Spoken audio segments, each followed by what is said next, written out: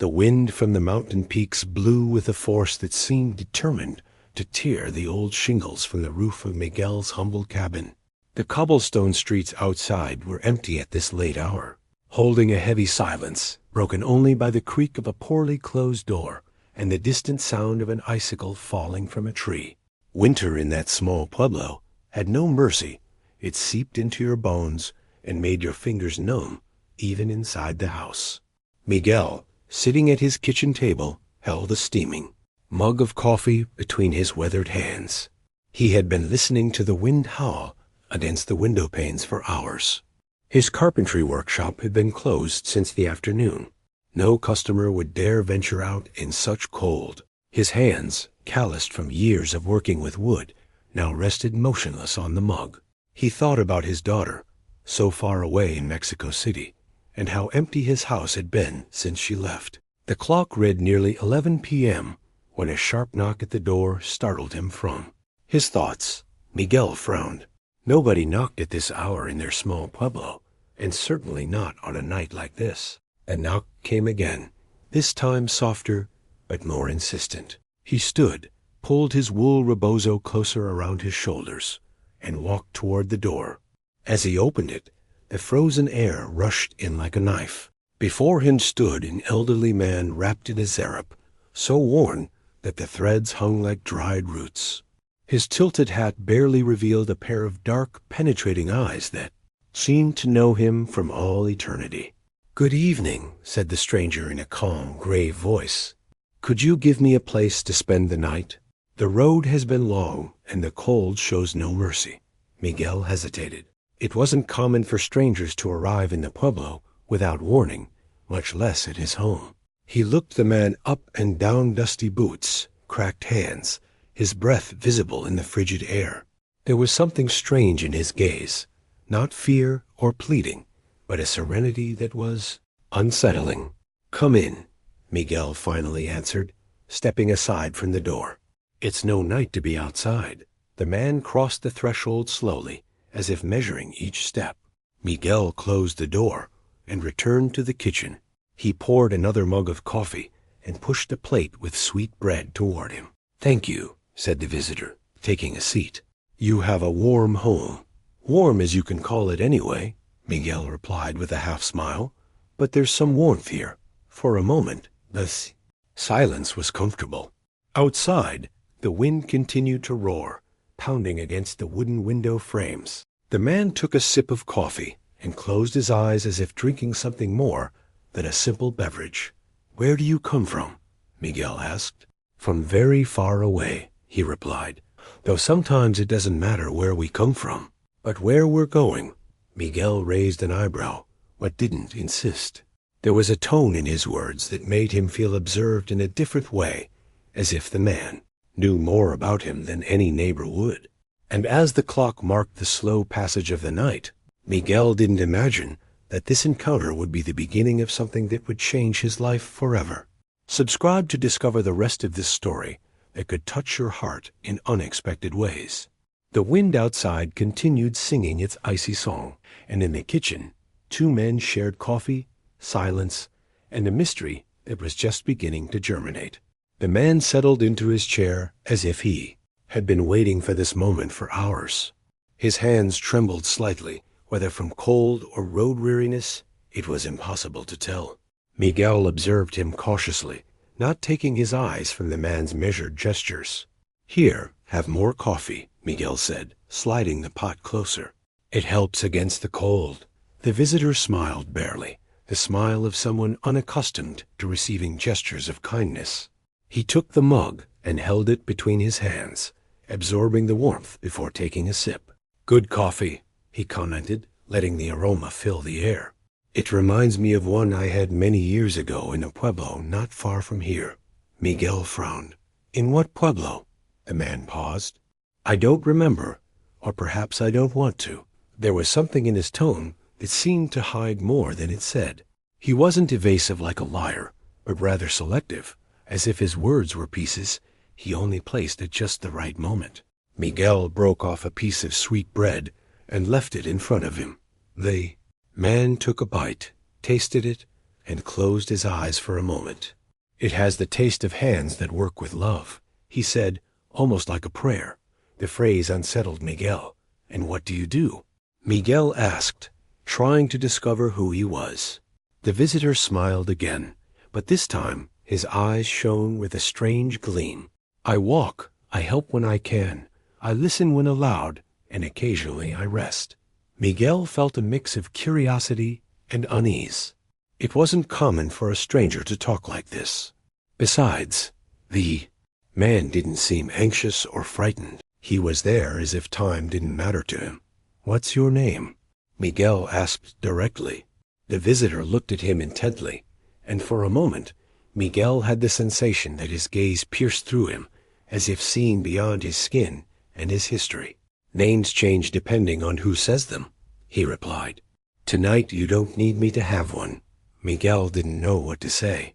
He didn't like mysterious people, but there was something about this man that he couldn't classify as threatening. The serenity with which he spoke, the way he observed every corner of the kitchen, even seemed to be familiarizing himself with the house. "Have you been here before?" Miguel asked without thinking. The man set his mug on the table and stroked the edge of the wood as if recognizing the marks of time. "Perhaps, or perhaps in a place very much like it." The silence that followed was thick, but not uncomfortable. Outside, the wind hit harder and the wood in the fireplace crackled, filling the air with the smell of burning wood. "Does your home hold stories?" said the visitor almost in a whisper. Miguel watched him, wondering what stories a man who claimed to have no name could know.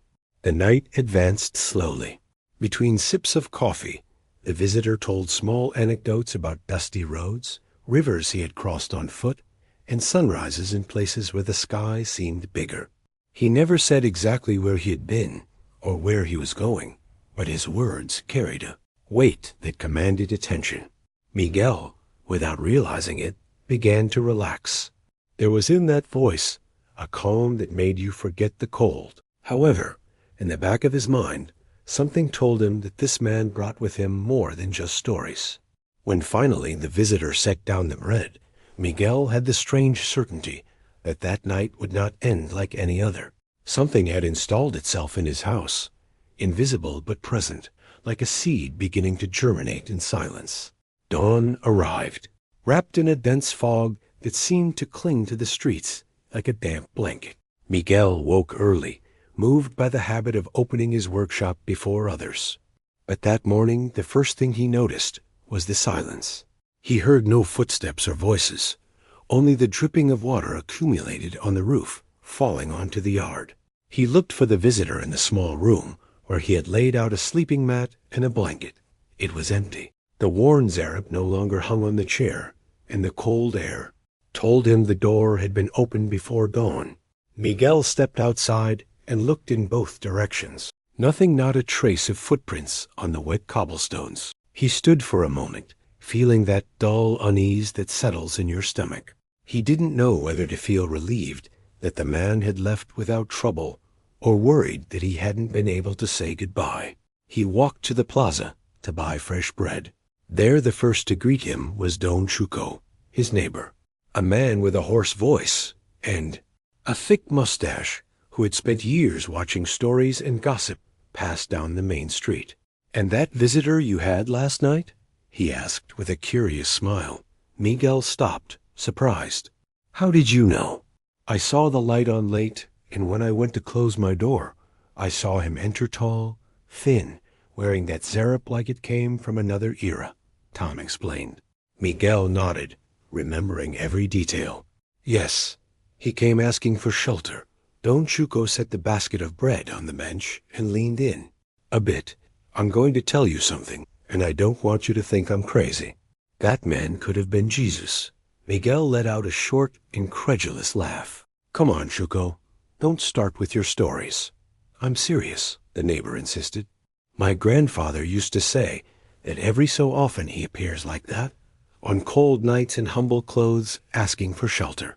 Not everyone has the heart to open their door to him." The words resonated with Miguel more than he wanted to admit. He tried to take them as a joke, But Tom's tone was different this time, more grave, almost reverent. On the way home, he stopped at Mrs. Martha's little store to buy sugar. As soon as she saw him, she winked at him. "Hey, is it true you took in a mysterious man? People are saying he's not even from around here."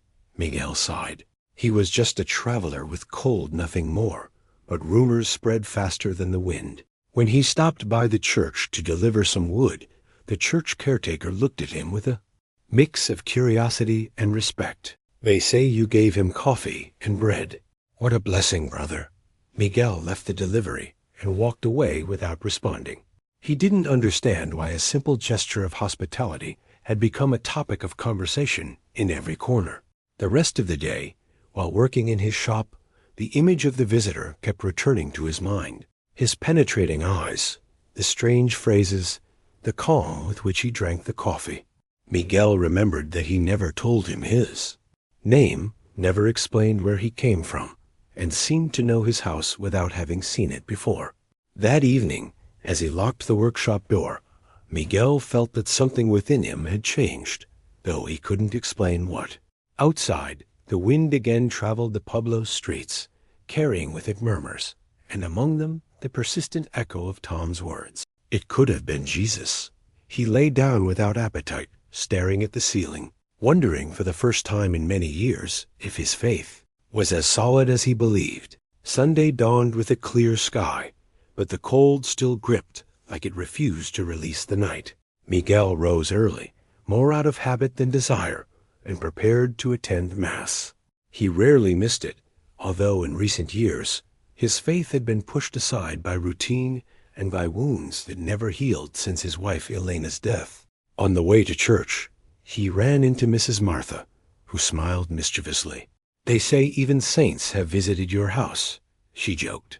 Miguel forced a laugh, but the phrase stuck with him. Entering the temple, he noticed curious looks. It wasn't just a rumor. It was a story growing with every voice that told it.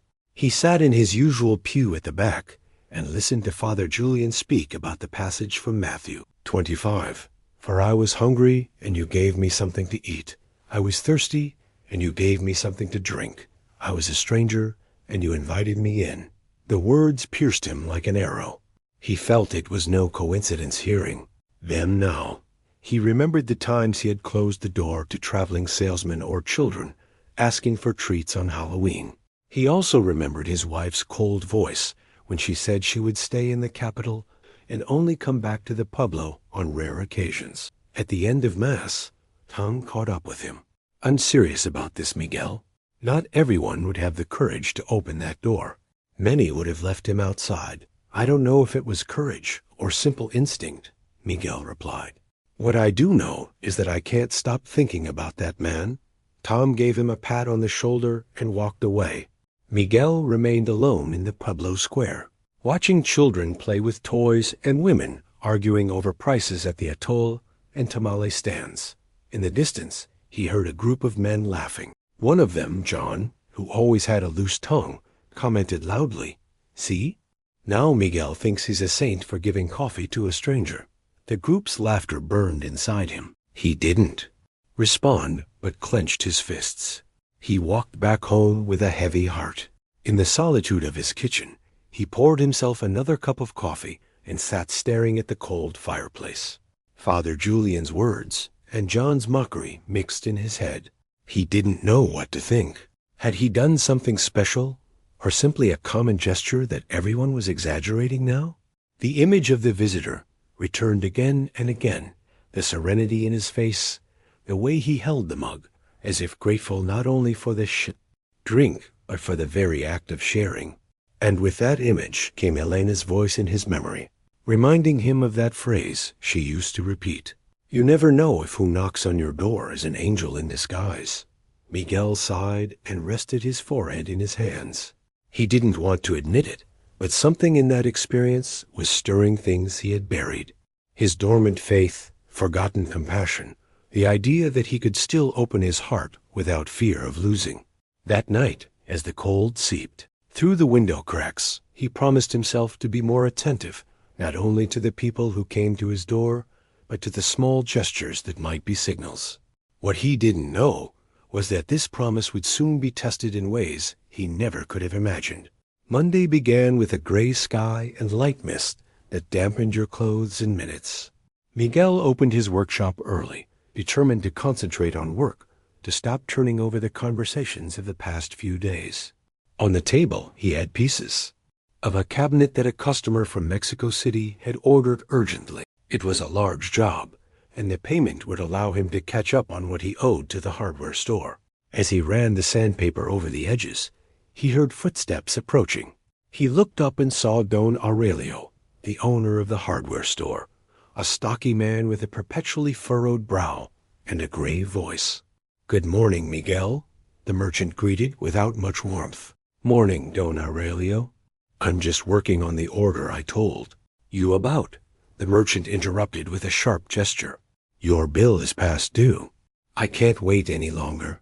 Miguel swallowed hard. "This week I'll get paid for the cabinet, and I'll settle everything." Aurelio shook his head slowly. "I wish it were that simple, but I got news last night.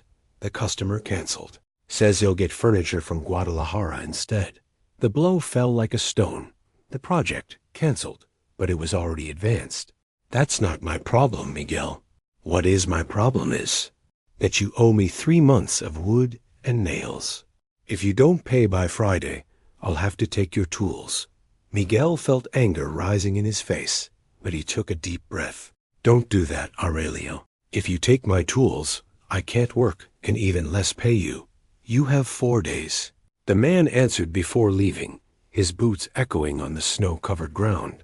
Miguel stood alone, staring at the half-finished cabinet. It was like watching hours of work turn into nothing. A knot of helplessness tightened his throat. The rest of the morning he tried to focus, but numbers crowded his head. The little he had saved, workshop debts, and even an outstanding bill at Mrs. Martha's shop. He couldn't ask anyone for money. Everyone in town knew work was scarce this time of year. At noon he went for a walk to clear his head. In the square, some neighbors greeted him, but he barely responded. Every word he heard seemed to remind him of his situation. Even Tom's voice, calling from a bench, "Keep your spirits up. Buddy Faith moves mountains." Miguel raised his hand in a muted greeting. Faith, yes, but faith didn't pay bills. He returned to the workshop and spent the afternoon working on small pieces he could sell quickly: stools, cutting board, simple frames. As he sanded one of them, he found himself remembering the mysterious visitor's words. What is given with the heart comes back in ways we don't always understand. He wondered if that applied to debts too, but quickly dismissed it as naive. Still, he couldn't deny that something inside resisted surrender. As the sun began to hide behind the mountains, Miguel closed the workshop with the feeling of carrying a weight on his shoulders. He walked home mentally reviewing possible solutions, but none seemed sufficient to raise the money before Friday. At home, he lit the fireplace and warmed up some beans with stale tortillas. He ate in silence, listening to the wind filter through the cracks. That night he slept poorly, tossing in bed and dreaming of closed doors and voices repeating again and again. 4 days. What Miguel didn't know was that even in the midst of that hopelessness, help was closer than he imagined, waiting for the right opportunity to appear. Tuesday dawned with a timid sun that barely managed to warm the cold streets of the small pueblo. Miguel opened the workshop, carrying the same weight on his chest since Don Aurelio's visit. 4 days to pay the debt. 4 days that seemed an impossible wall to climb. He spent the morning trying to sell some cutting boards and frames to neighbors, but the response was always the same. "When I get paid next week, or not right now, buddy." He returned to the workshop with empty hands and a lump in his throat. Near midday, he heard shuffling footsteps approaching. Stepping out, he saw Mrs. Remedios, an elderly, small woman with a bent back, known for her firm character and for caring for the church flowers as if they were her daughters. She wore a blue shawl and a basket on her arm. "Good morning, Miguel," she greeted in a steady voice. "Good morning, Mrs. Remedios. What brings you by?" She set the basket on the workbench and pulled out a wrinkled notebook. "I came because Father Julian asked me to find someone to repair the old church pews. And I thought of you." Miguel felt a mix of relief and surprise. "Repair the pews." "Of course I can. We don't have much to pay," she clarified, looking him in the eye. "But what we have is yours, if you accept." Miguel was quick to agree. "Any work is welcome, Mrs. Remedios, especially for the church." She smiled, showing the few teeth she had left. "I knew you'd say yes. The pews are splintered, and some are wobbly. If they're not fixed before the patronal feast, people will complain." They agreed that Miguel would visit that same afternoon to inspect. Before she left, Mrs. Remedios gave him a jar of honey for his coffee. "It's not payment, it's affection." When she walked away down the street, Miguel felt a ray of hope filtering through his worries. The job wasn't big, but enough to keep Don Aurelio from taking his tools. That afternoon, he loaded some basic tools and walked to the church. The interior smelled of melted wax and fresh flowers. The pews indeed had loose legs, worn boards, and oxidized nails. As he took measurements and made notes, Father Julian approached. "I'm glad you accepted, Miguel. Not everyone would be willing for so little. Father, little or much always helps." Miguel replied. The priest nodded with a smile. "Sometimes what seems little becomes much if done by the right hands." That phrase stayed with him as he returned to the workshop to start work. He cut wood, sanded pieces, and reinforced legs. The sound of his hammer returned to him, a calm he hadn't felt in days. As the sun began to hide, he had 2 pews already repaired. He left them leaning against the wall, satisfied with the progress. He prepared a simple dinner, and while eating, he thought that maybe after all, there was a way to get through this without losing everything. When he went to bed, exhaustion defeated him quickly. He didn't hear the wind or dogs barking in the distance. He only remembered before falling asleep that in his worst moment, a helping hand had appeared when he least expected it. What he didn't know was that this work, besides temporarily saving him, would bring him even closer to the mystery that continued surrounding his life since that cold night. Thursday. Night fell with a clear sky and a large moon, illuminating the cobblestone streets like silver. Miguel closed the workshop early. The last 2 days he had worked without rest on the church pews and barely had enough strength to eat and go to bed. However, something pushed him to walk toward the square before heading home. When he arrived, he noticed it was almost empty. Only a couple of young men played lottery at an improvised stand, and an old woman sold steaming hot chocolate. It was then that he saw him sitting on a bench looking at the sky, the man in the worn zarap. Miguel stopped for a few seconds, hesitant. He didn't know whether to approach or leave him there, as if he had only been a mirage. But the man turned his head and looked directly at him, as if he had been waiting for him. "Good evening, Miguel," said the stranger with that calm voice Miguel remembered perfectly. "Good evening," Miguel replied, feeling a chill. "I didn't think I'd see you again. I knew we would meet." "Again," the visitor answered. Miguel sat beside him.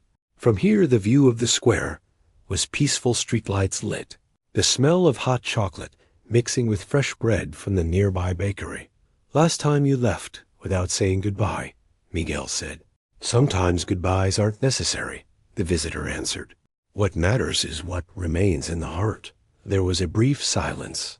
Miguel realized he wanted to ask him so many things: who he was, where he came from, why he spoke like this. Instead he asked, "What brings you here now?" The man looked at him calmly. "The same things that brought me to your door, the road, the cold, and perhaps something more." Miguel raised an eyebrow. "Something more?" "Perhaps," said the visitor without more detail. "Tell me, how is your faith these days?" The question surprised Miguel. "I don't know," he replied, looking down. "I've been busy with problems, debts, things of life. Sometimes problems are the tools with which the soul is carved." The man commented, "Like you work with wood, you cut, sand, shape, and in the end something new emerges." Miguel observed him intrigued. You speak as if you've known me all my life. Perhaps I know you more than you imagine. A strange tingling ran down Miguel's spine.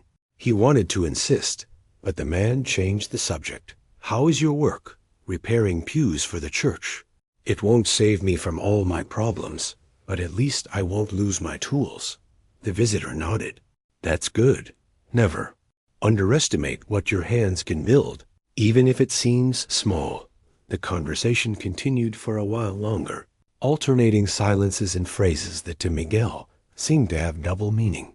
They weren't empty conversations. Every word the man spoke seemed to seek a place in his memory. When the church tower clock struck 9, Miguel realized the cold was beginning to bite.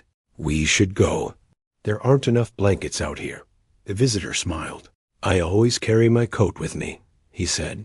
Touching his Arab, they walked together several blocks. At the corner where Miguel needed to turn toward his house, the man stopped. We'll meet again soon, Miguel, and when that happens, perhaps you'll understand what you can't see now.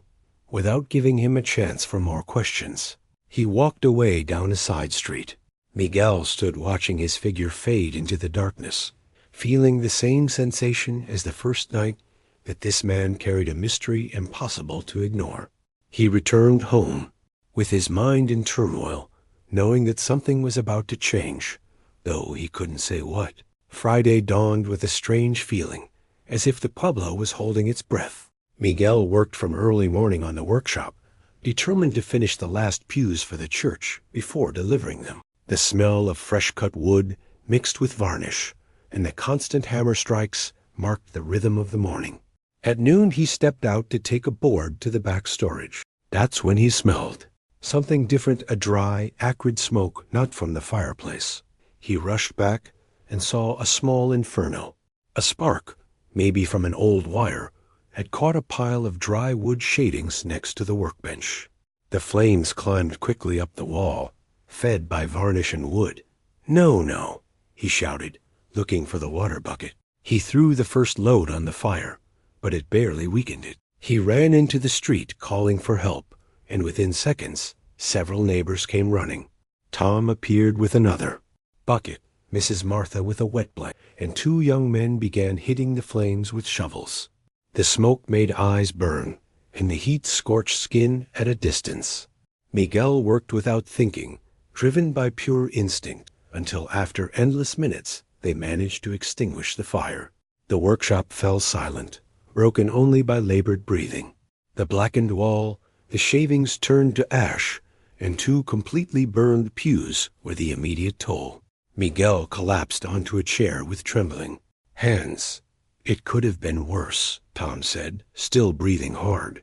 If you hadn't been here, the flames would have taken everything. Miguel nodded, but inside he felt an unbearable weight.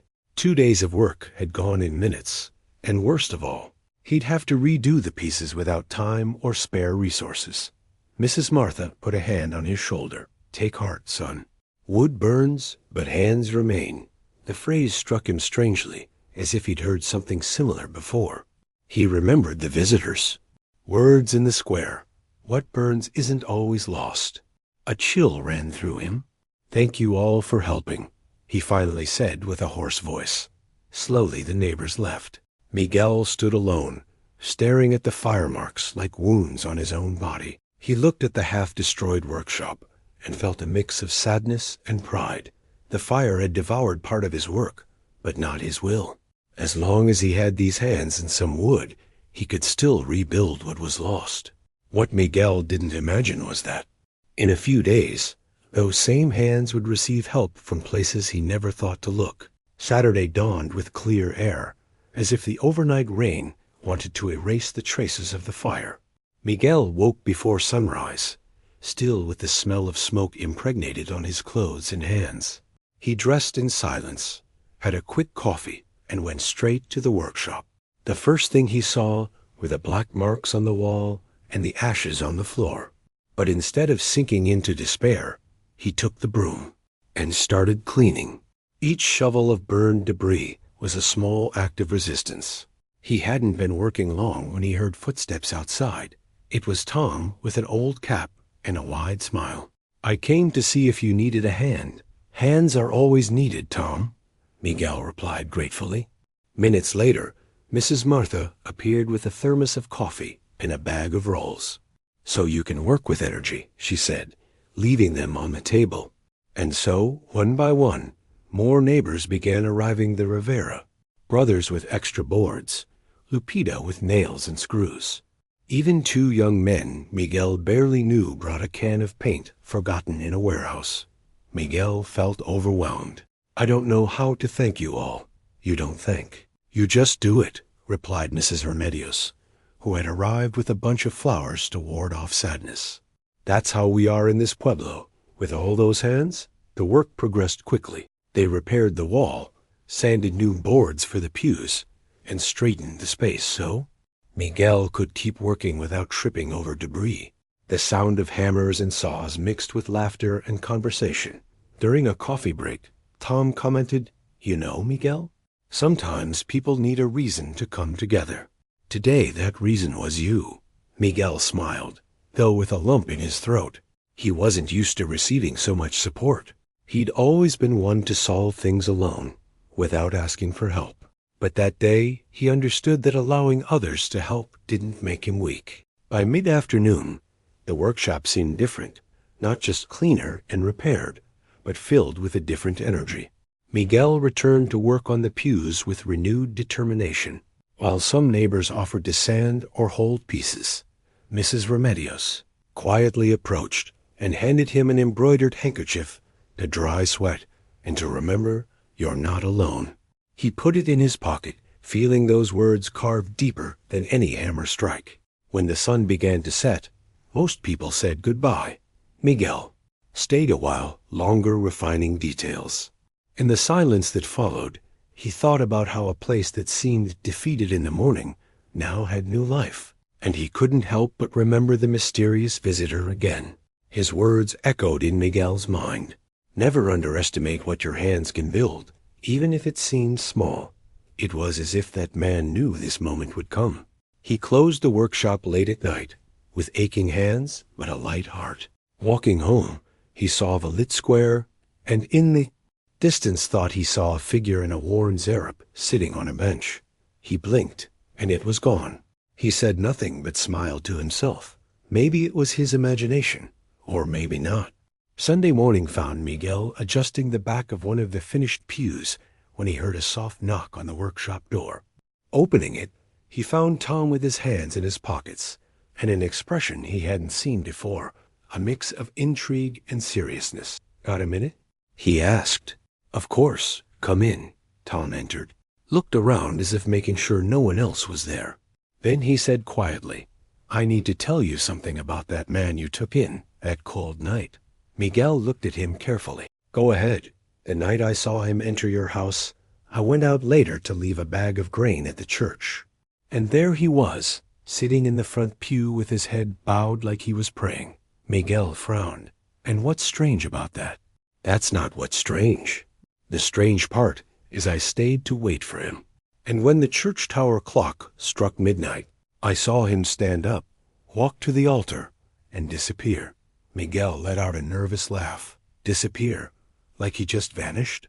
Literally walked toward the wall behind the altar, and nothing. No door, no shadow. He was just gone. The carpenter fell silent. He'd known Tom for years.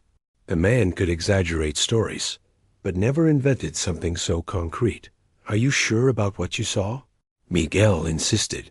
More sure than my own name. And I'm not the first who's seen something like that.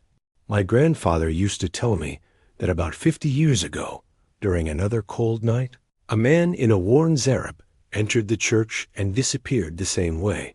Nobody knew who he was, but since then it was said to be an apparition. Miguel felt a chill remembering the penetrating stares of the visitor and the phrases that seemed to know him from within. Why are you telling me this now? Tom sighed. Because I think it wasn't coincidence that he knocked on your door. And because if he appears again, I want you to be ready. Ready for what? To listen to what he has to say. Some people receive visits that change their lives, Miguel. Don't let them pass by like they're just anything. The conversation floated in his head all day. While sanding and assembling pieces, he kept imagining the scene described by his neighbor, the man in the worn Arab, standing in the darkness of the church, walking to the altar, and fading away. In the afternoon, determined to follow some lead, Miguel took a walk to clear his mind. He passed in front of the church and stopped for a few minutes, looking at the closed door. He felt a strange urge to go in, but didn't. Instead, he kept walking to the square, where the crisp mountain air seemed to want to clear his thoughts. The rest of the day passed in a deceptive calm. Tan's words kept hitting inside him. It wasn't coincidence. He wondered if maybe all the recent difficulties, the debts, the fire, even the unexpected help had some hidden meaning he still couldn't see.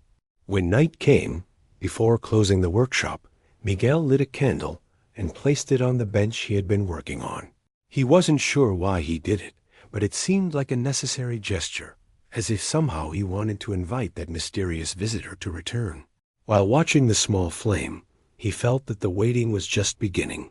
Monday dawned colder than usual. A frost covered the roof, and the ground sparkled under pale light. Miguel woke, with a strange pain in his joints and a heaviness in his chest that made breathing difficult.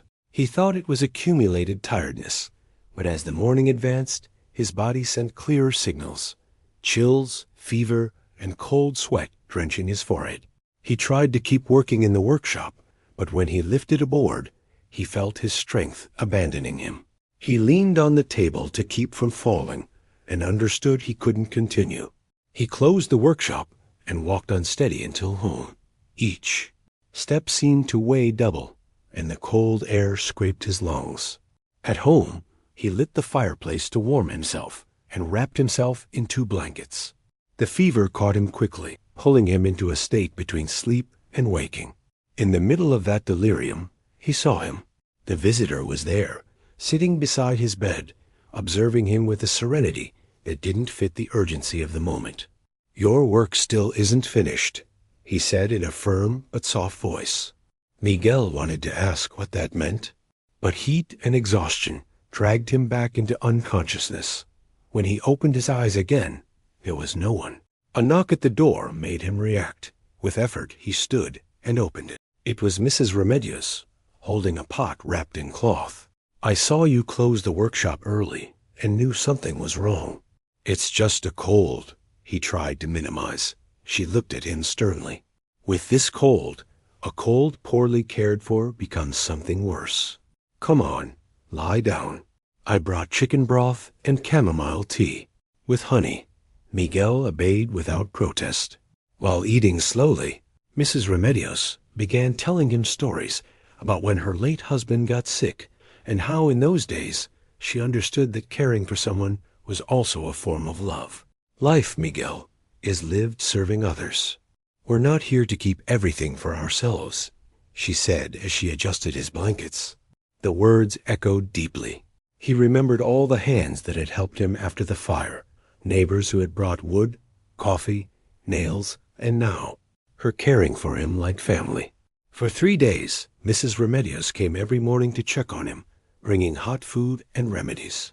The fever gradually subsided, but the feeling of fragility remained. Miguel understood he wasn't invincible, and that his time and strength weren't eternal. Thursday, when he finally could go outside, the cold air hit his face like a warning. He walked to the workshop and found it as he had left it, with tools in their place and pews waiting to be finished. He sat for a moment, breathing deeply. The memory of the visitor and his phrase remained present. "Your work still isn't finished."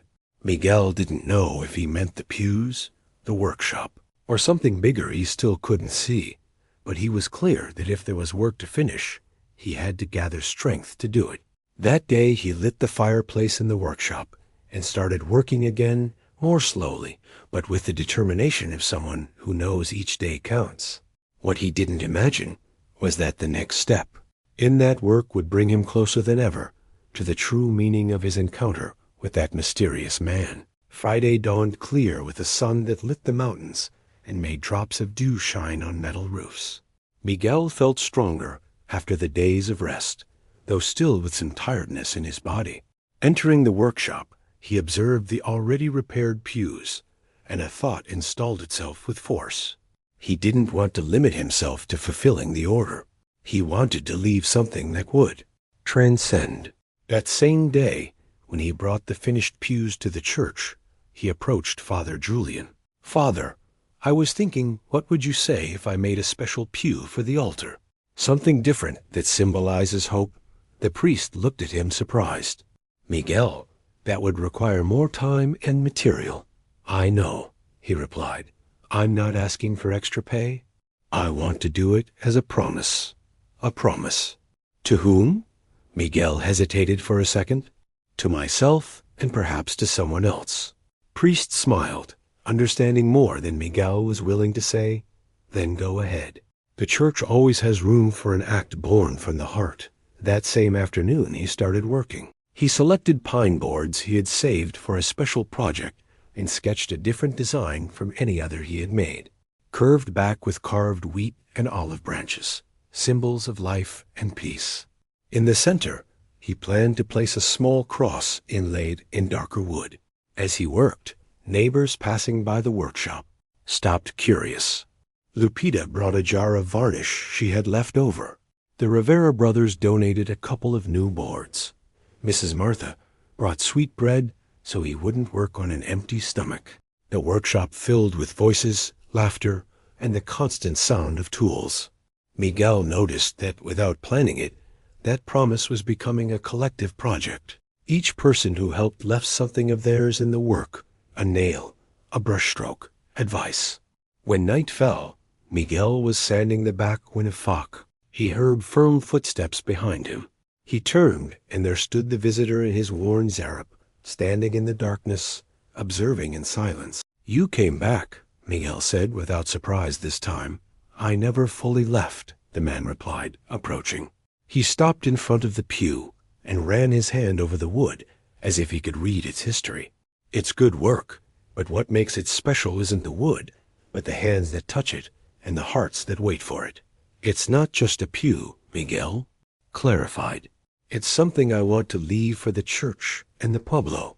The visitor smiled, and for the first time, Miguel noticed in his expression a profound warmth. "Then don't forget that each mark, each cut, is part of a message." Without asking permission, the man took sandpaper and began working beside him. He did it in silence, with precise movements, as if he knew every fiber of the wood. Miguel didn't know how much time passed. He only knew that having him there made everything feel lighter. When he looked up, the visitor was already gone. The sandpaper rested on the table and on the pew's back. Miguel noticed a detail in one of the carved wheat stalks that he didn't remember doing: a tiny circle in the center like a rising sun. He didn't know whether to interpret it as coincidence or signal, but felt the pew was now closer to what he had imagined. Perhaps, he thought, he was also getting closer to understanding why that man had come to his door that cold night. The week that followed was marked by steady work. Miguel dedicated every available hour to the special pew for the church, polishing the carvings with patience and applying layers of varnish that left the wood with warm shine. Each time he looked at it, he felt it wasn't just a piece of carpentry, but a silent message for whoever could read it. Over time, Miguel began noticing something curious. Each time he helped someone, whether repairing old furniture or simply listening to their troubles, he felt the same peace as that night when he opened the door. He didn't know if the man in the worn zarap would return, but he had understood that his presence didn't depend on seeing him, but on living according to what he had learned. One Sunday after Mass, Father Julian approached him in the square. "Miguel, I want to thank you for what you've done for the church and for the pueblo. Not everyone leaves a mark, but you have." "I just did what felt right," he replied, somewhat uncomfortable with praise. "That's exactly what makes the difference," said the priest, acting without expecting anything in return. That afternoon, sitting in front of his shop, Miguel looked at the distant mountains. The sun was beginning to set, tinting the sky with gold and orange tones. He closed his eyes and for an instant seemed to hear a familiar voice, soft and firm. The door stays open. He didn't know if it was memory or something more, but it didn't matter. He understood it as confirmation. His life wouldn't be the same. With deep peace he entered the workshop and lit a candle next to the letter. It was his way of keeping alive the light of that encounter. Miguel knew that cold nights would return as they always do in the mountains. And he also knew that if one day he again heard knocks on his door, he would open without hesitation, because some encounters aren't chance, and some visits, though they leave, stay forever.